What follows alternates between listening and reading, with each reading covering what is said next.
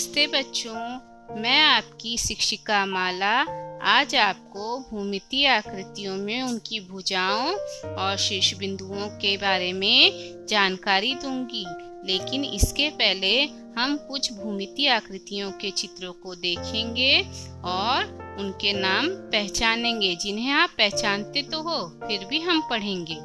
बच्चों, इसका नाम है वर्ग। ये कौन सी आकृति है? वर्ग की आकृति। सभी पहचानते हो ना इसे? ये कौन सी आकृति है? वर्ग। बच्चों, अब ये दूसरी आकृति देखो, ये कौन सी आकृति है? ये है आयत की आकृति। अब तीसरी आकृति देखेंगे हम, ये कौन सी आकृति है? ये है त्रिभुज की आकृति। तो बच्चों, आगे के चित्रों में हम उनकी भुजाओं और शीर्ष बिंदुओं को पहचानेंगे।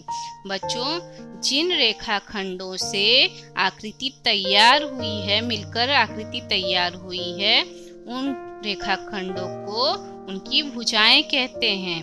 और जहाँ पर दो भुजाएं मिलती हैं, उस बिंदु को उनका शीर्ष बिंदु कहते हैं। यहाँ पर चित्र में देखो, वर्ग में यहाँ पर भुजाओं को मैंने दिखाया है और यहाँ पर देखो बिंदी के रूप में शीर्ष बिंदु हैं। तो कितनी भुजाएं और कितने शीर्ष बिंदु हैं?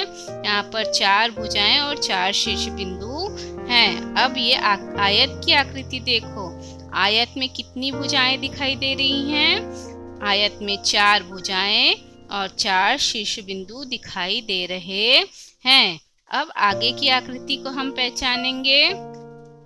बच्चों, आगे त्रिभुज की आकृति है। क्या इसमें भी 4 शीर्ष बिंदु और 4 भुजाएं हैं? नहीं, इस आकृति में 3 भुजाएं और 3 शीर्ष बिंदु दिखाई दे रहे हैं। तो बच्चों, हमने भूमितीय आकृतियों में कुछ भुजाओं और शीर्ष बिंदुओं के बारे में जाना। अब हम इसे फिर से पढ़ेंगे।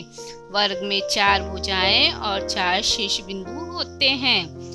अब इसके बाद आयत में 4 भुजाएं और 4 शीर्ष बिंदु होते हैं और त्रिभुज में 3 भुजाएं और 3 शीर्ष बिंदु होते हैं।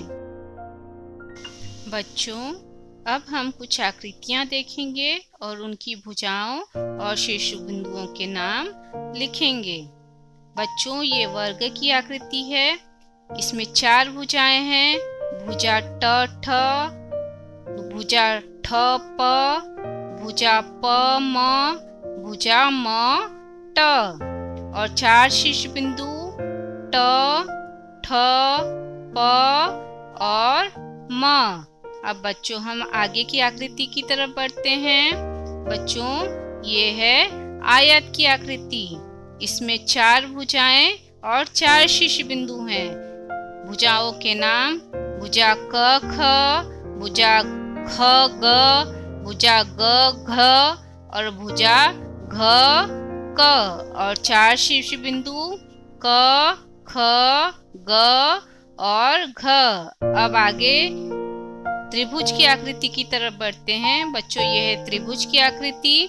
बच्चों, इसमें 3 भुजाएं और 3 शीर्ष बिंदु हैं।